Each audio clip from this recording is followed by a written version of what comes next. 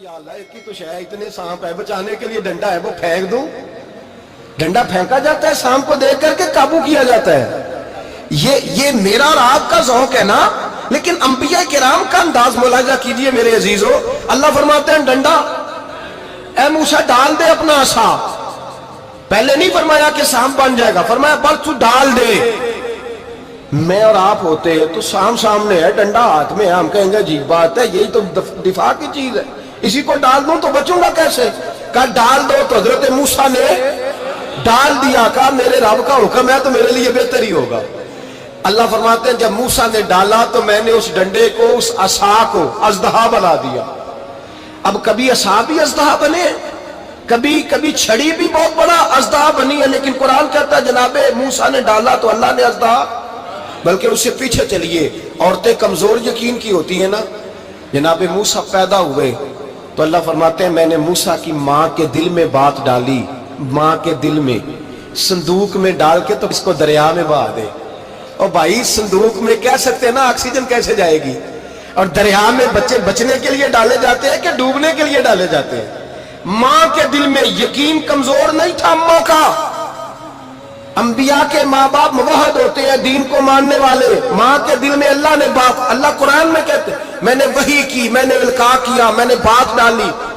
حضرت موسیٰ کی ماں کہتی ہے میں نے ڈال کے نا سمندر میں بیٹا, میں نے سمندر میں بیٹا ڈال کے صندوق میں بند کر کے رب کے حوالے کیا. آپ فرماتے ہیں میرے مالک کا بھروسہ کیا تو پھر میرے مالک کا کام دیکھو, کمال دیکھو. میں نے دریا میں ڈالا, اللہ نے فرعون کے گھر میں میرے بیٹے کی پرورش کرا دی. یہ یقین کہ حضرت موسیٰ کے پاس قوم آئی, قرآن پڑھیے, کہ جناب پانی چاہیے.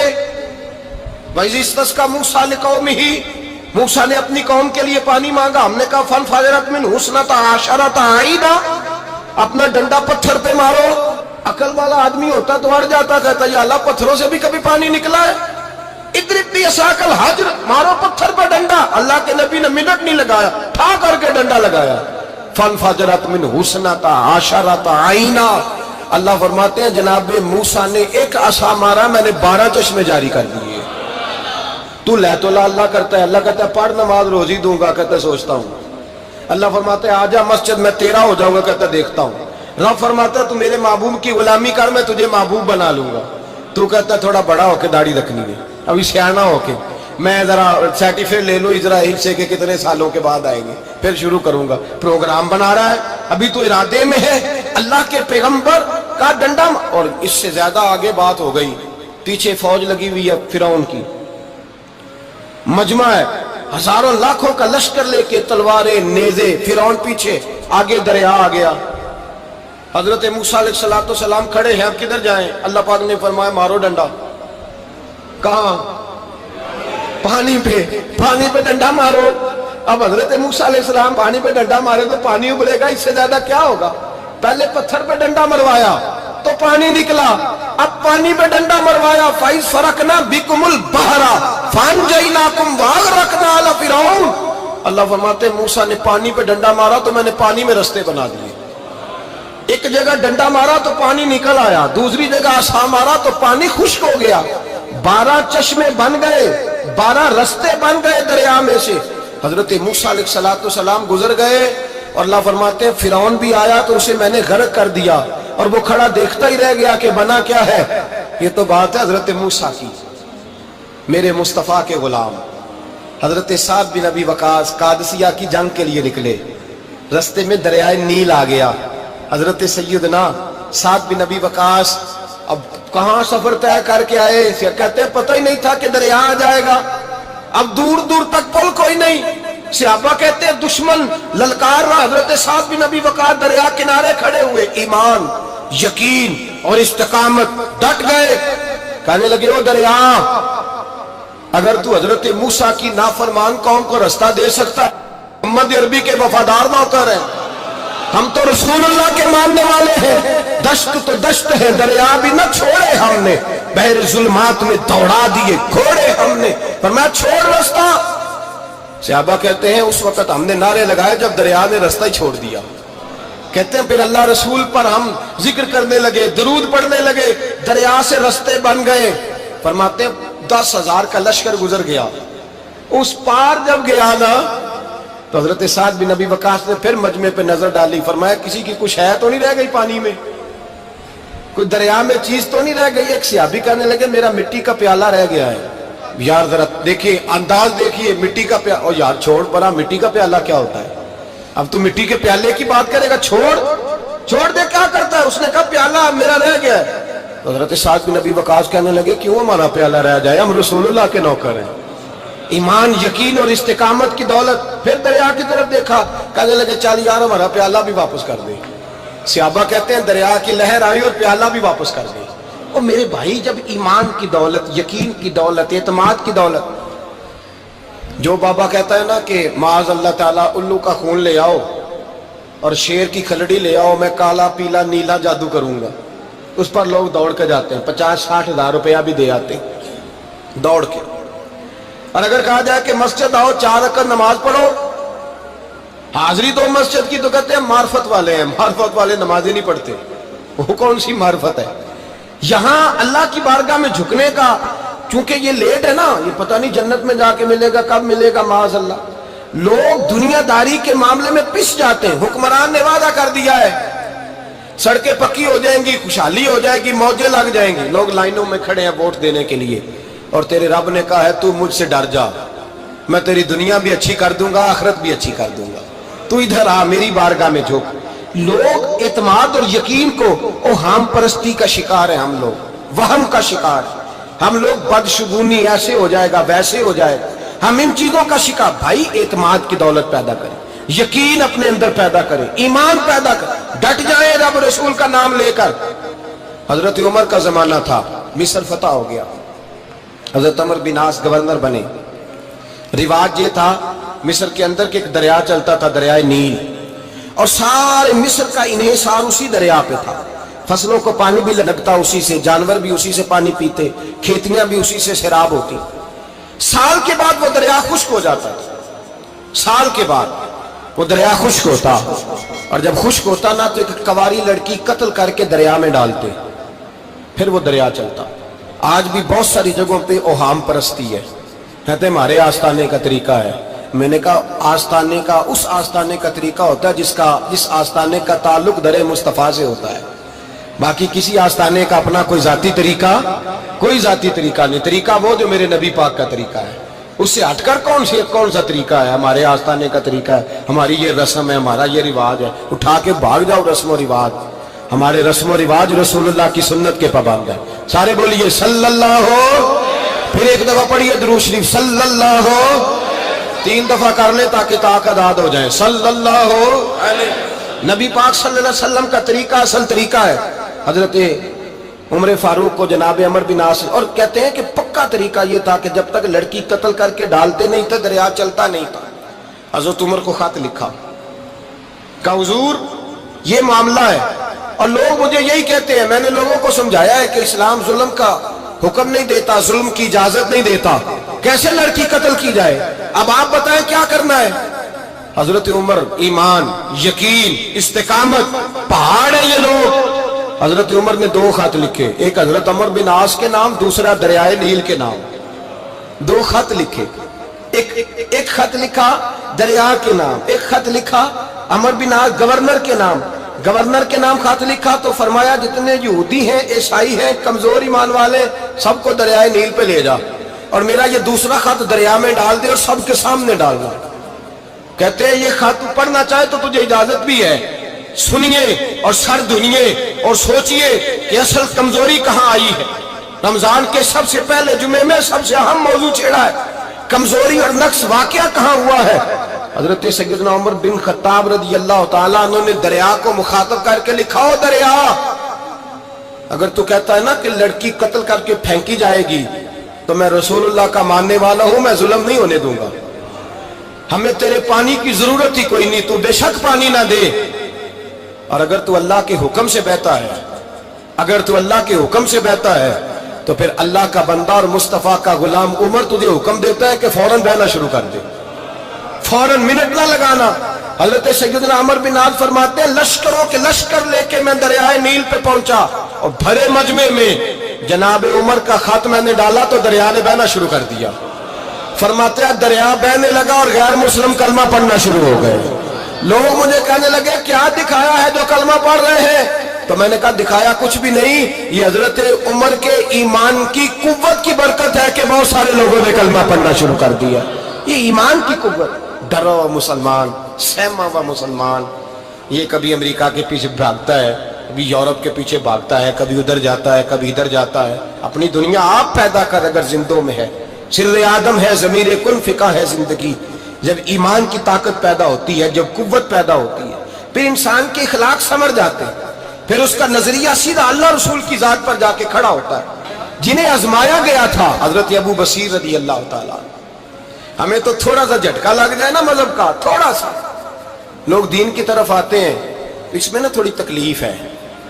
صحیح بخاری کی حدیث, اس میں تکلیف ہے, سچ کہہ رہا ہوں, صحیح بخاری کی حدیث ہے. ایک صحابی نے کہا تو حضور میں آپ سے پیار کرتا ہوں. نبی پاک نے فرمایا اچھی طرح سوچ لے. سونے نہیں پیار ہے. فرمایا چل پھر سوچ لے. حضور بڑا پیار. میں سوچ لے. کہا محبوبہ بڑا پیار ہے.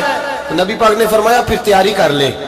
جس طرح گہری جگہ پہ پانی تیزی سے آتا ہے, تیری طرف مشکلات بھی تیزی سے آئیں گی, تیزی سے. یہ شہادت کا ہے الفت میں قدم رکھنا. لوگ آسان سمجھتے ہیں مسلمان ہونا. ذرا اچھی طرح سوچ لے, جو مجھ سے محبت کا دعویٰ کرے گا اسے تکلیف ہے. بولو اسے تکلیف ہے. یہ پکی بات. جو محبت میں مخلص ہو وہ دیکھ لے میں آزمائش میں کتنا ہوں.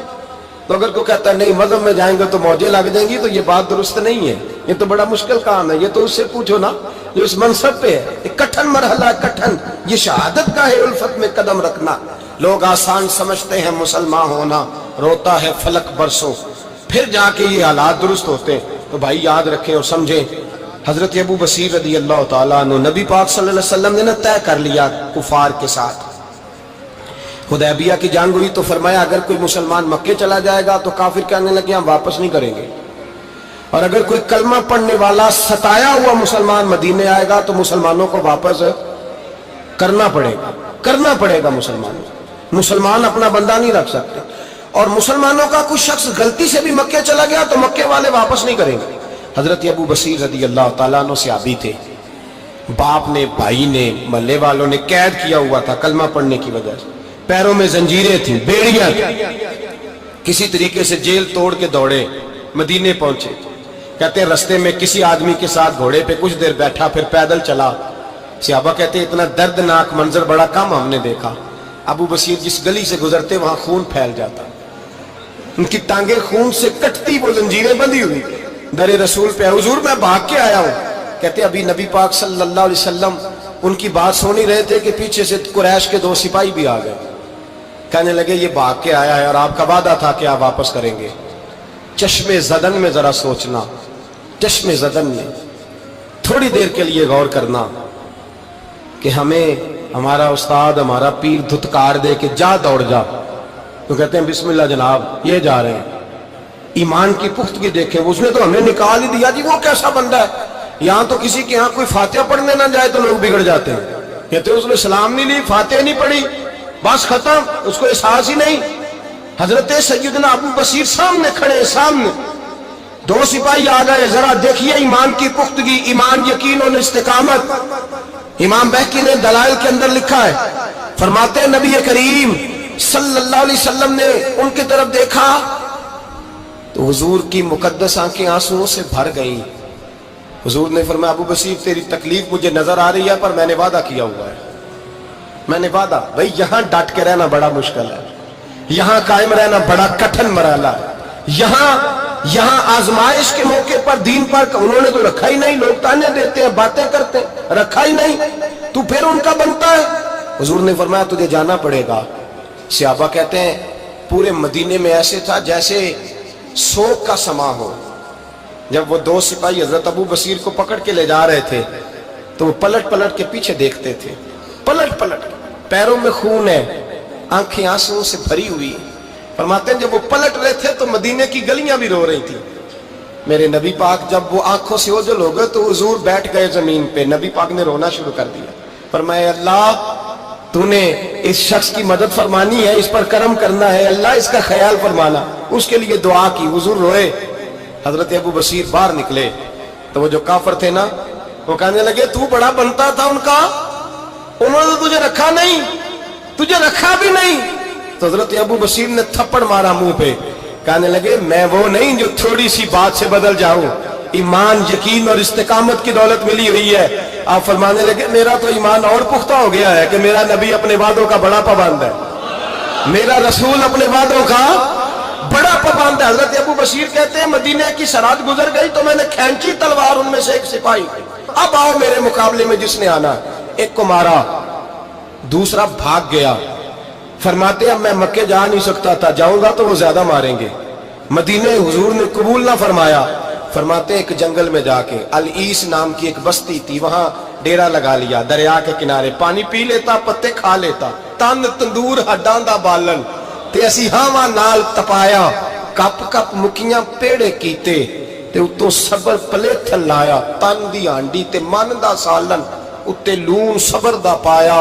गुलाम फरीदा वे मैं सारी तेरी, गुलाम फरीदा वे मैं सारी तेरी, तेनू अजे यकीन नहीं आया।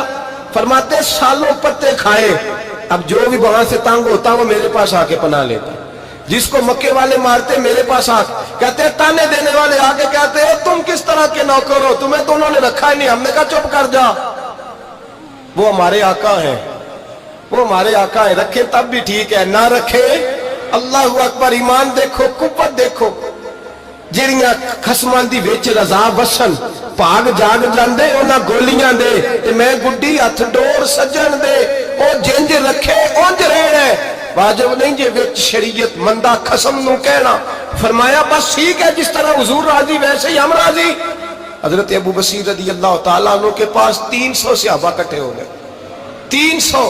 हजरत अबू बशीर जब मदीने की सरहद से गुजर रहे थे ना, तो नबी पाक ने एक आवाज दी थी, फरमाया अबू बशीर एक वक्त आएगा कि मेरा पैगाम तुझ तक पहुंचेगा, एक टाइम आएगा। हजरत अबू बशीर से जब कोई कहता ना कि जिंदा किस बात पे हो, तो फरमाने लगे मुस्तफा के फरमान पे बड़ा यकीन है, बुलावा आएगा, मुझे बुलावा, मुझे यकीन है कि मुझे बुलावा, बड़ी उम्मीद है सरकार कदमों में बुलाएंगे, और करम की जब नजर होगी मदीने, मुझे यकीन है कि मुझे बुलावा। हजरत अबू बशीर रदी अल्लाह ताला अन्हु फरमाते हैं कि वक्त गुजरता गया, 300 लोग इकट्ठे हो गए। जब कोई मुसलमानों का काफिला मक्के के पास से गुजरता तो मक्के वाले लूट लेते थे। हुजूर ने भी इजाजत दी मदीने वालों को, अगर उनका काफिला कोई आए तुम्हें भी हमले की इजाजत है, कुफर का माल माले गनीमत है। हजरत अबू बशीर कहते हैं जब भी हमारे करीब से वो रास्ता था शाम की तरफ जाने का, जब भी काफिर गुजरते हम उनके काफिले पकड़ लेते, लूटते, हम भी उनको उस तरह की सजा देते जो मुसलमानों को देते थे। फरमाते उनका जीना मुहाल हो गया, हाथ बांध के नबी पाक की बारगाह में गए, कहने लगे ये शेख खत्म फरमा दे और आप उनको बुला ले, बुला ले।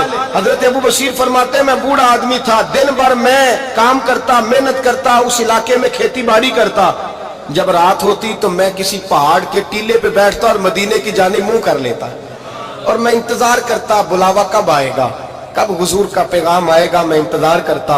हजरत अबू बशीर रदी अल्लाह ताला अन्हु बीमार हो गए, शदीद बीमार, सख्त बीमार थे, तो कुरैश ने शेख खत्म की।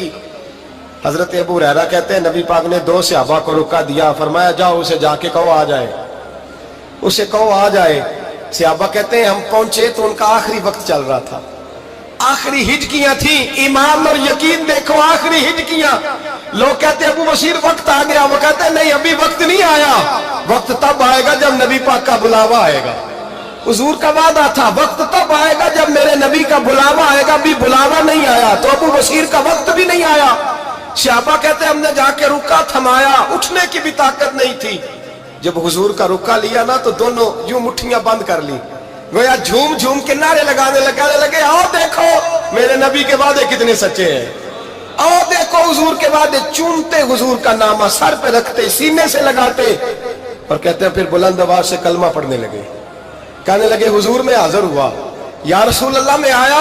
कहते बुलंद आवाज से कलमा पढ़ा और उनकी रूह परवाज कर गई, उनकी रूह परवाज कर गई। नबी रहमत सल्लल्लाहु अलैहि वसल्लम के गुलामों का यकीन, एतमाद इतने आला दर्जे का, कमजोर मुसलमान, दाएं बाएं देखता मुसलमान, कुफर के वादों पर एतबार करता, यहूदी ईसाई और सिख के वादों पर एतबार करता, दुनियादार ठग और चोर के वादों पर एतबार करता, یہ رب کریم کے وعدے پر اعتبار نہیں کرتا، یہ اللہ رسول کے ساتھ اپنی توجہ کو مبذول نہیں کرتا۔ میرے رسول کریم سید عالم صلی اللہ علیہ وسلم کے غلاموں نے اعتماد کر کے، یقین کر کے ہمیں بتلایا ہے کہ جب تیرے پاس یقین کی دولت ہوتی ہے پھر تو دنیا کا طاقتور آدمی ہوتا ہے، جب تیرے پاس ایمان کی قوت ہوتی ہے تو دنیا کا سب سے مضبوط شخص ہوتا ہے۔ اپنے آپ کو مضبوط کریں، اپنے اندر ایمان کی توانائی پیدا کریں، یہ جھوٹے وعدوں پر، جھوٹی تسلیوں پہ اپنے آپ کو زندہ نہ رکھیں، نہ دیکھیں دائیں بائیں کیا ہو رہا ہے، توجہ سیدھی اللہ رسول کی جانب رکھیں، مضبوط ایمان پیدا کریں، تگڑا دانائی